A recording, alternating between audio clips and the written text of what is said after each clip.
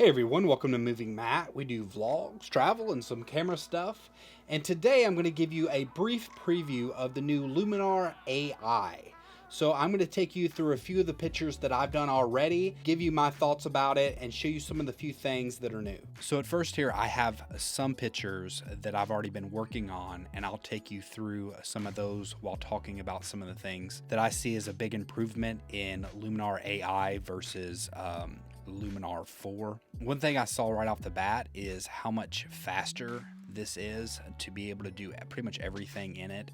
It's so easy just to snap from one picture to another, and it used to take a whole lot of time in order to load up pictures. And I'm just going to go through a couple of these here.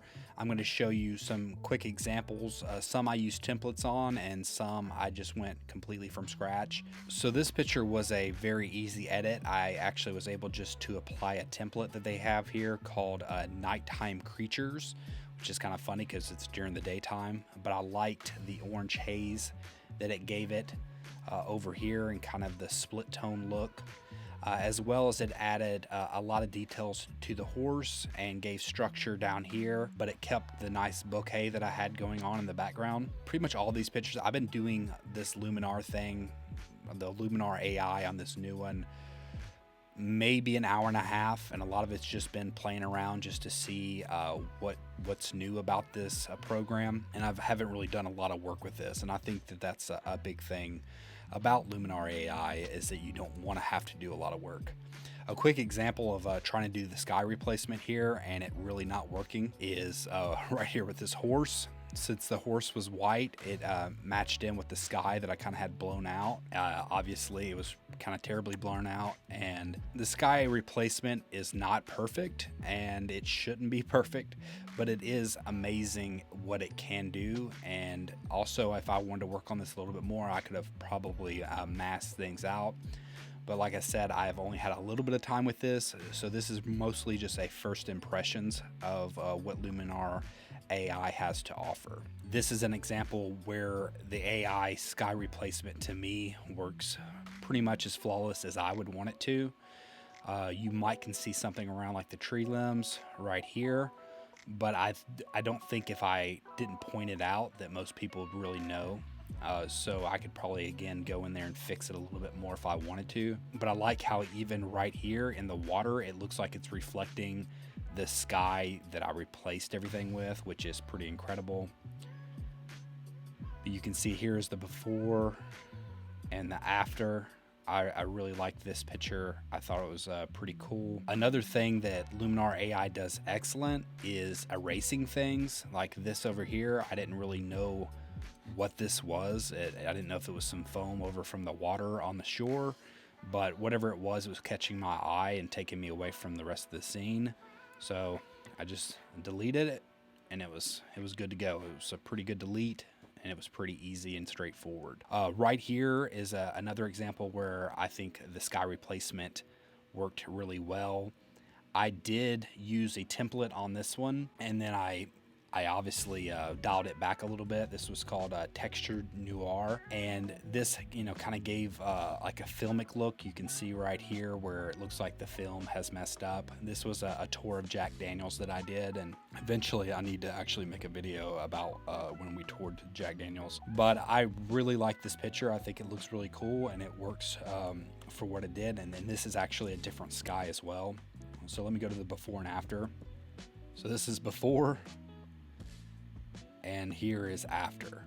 I think that worked really great for it. I think it looks really good the way it works out. Right here, you can see down here, I have the mist that I put it in and adds to the fog, and I think it looks actually really well right there. I think the dramatic sky that I put in, it looks pretty great for this particular picture.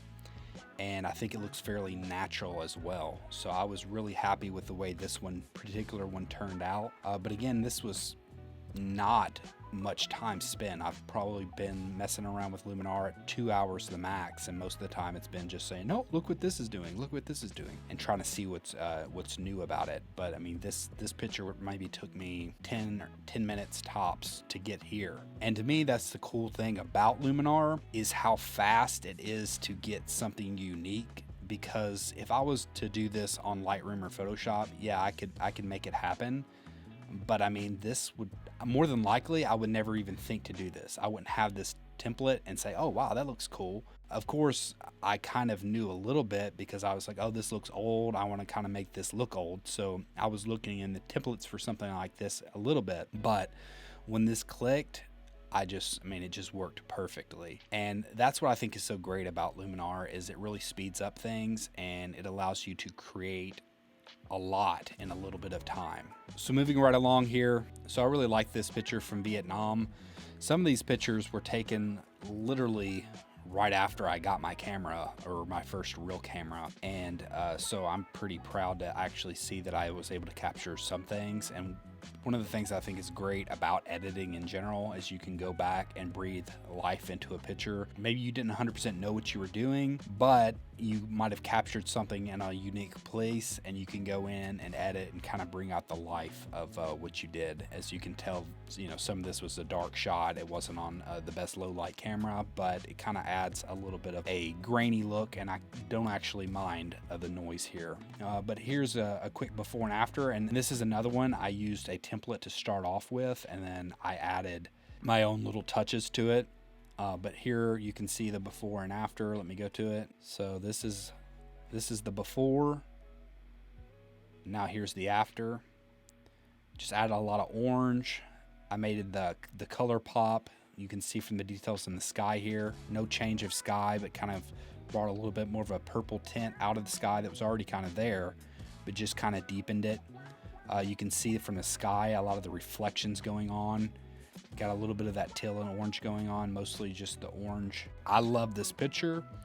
I love what it reminds me of being in Vietnam and being able to travel, and that's not something I obviously can do right now. I just think this program is really cool, and I think a lot of people will think about this program and they'll think, oh, this is cheating. This type of editing is cheating. But I really think that's something that could be said of pretty much anything. I mean, if we look at some of our favorite movies today, I mean, Iron Man isn't really in an Iron Man suit, and Wonder Woman isn't flying through the sky on lightning bolts or anything of that nature. And so as long as you're being creative, I don't mind a tool like this that allows you to do extra little fun stuff and kind of teaches you along the way. Do I think that there's a double-edged sword, that it can actually make you super lazy? I do. But do I also think it can make you way more creative than you would normally be? Absolutely. And I think, a photographer purist will say, oh my gosh, you're completely, you're making yourself too lazy. You can just go and, take any picture and just try to make something magical out of it. And that's kind of true. You can. But I mean, if you were to go back 30 or 40 years, people would be saying Lightroom and anything you do like Photoshop, oh, that's all fake. I mean, if you're not using real film, you're using something digital. I mean, real film is how you do it. So, I mean, you go back with any art form and you're going to find somebody who is going to crap on the new technology. And this is new technology, but I personally think this is a really fun technology. Great for beginners, but also great for professionals as well, and help them to speed up their process, because sometimes it's about getting something out there right away. Really quick over here, this is a portrait, and I really liked this picture in general. So here's something interesting you can do with this, and I'm going to go over here to the portrait creative, or the portrait mode.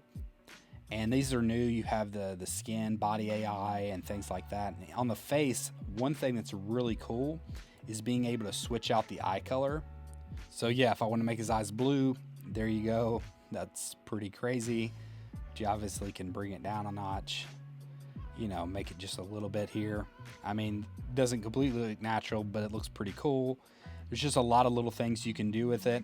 Another thing is, since he does have extremely dark eyes, you can go to his natural dark color. And that's something that I saw Anthony Morganetti talk about, is you can go to the original color, because a lot of times if someone has like black eyes, like my wife, and this is my nephew here. So what you can do is kind of go to the natural of what you would do, but then, so this is before, and you bring up it just a little bit. So you can bring out some details in the eye, but still capture what you would actually see if, they had proper lighting. But these are just super cool, useful things that you can do. And as you see right here, this would be the before. You can't really make out any detail in the eyes, and then the after, you just got a slight detail in the eyes right here. I think that's super cool.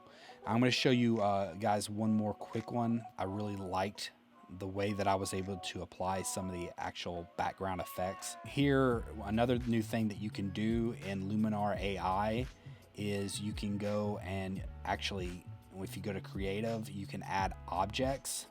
And one of the things that I added that I think looked pretty cool here was this background mountain. So you can see, I'll turn the mountain off and I turn it back on. I mean, it's slightly bleeding through right here. I could go fix that if I needed to, but I don't think most people would even notice that because, you know, right here, it kind of looks like it just could be part of the way the statue looks. Well, there you go. That is my thoughts on Luminar AI. I hope you got some value out of this. If you did, be sure to hit the like button and consider subscribing. And until next time, peace.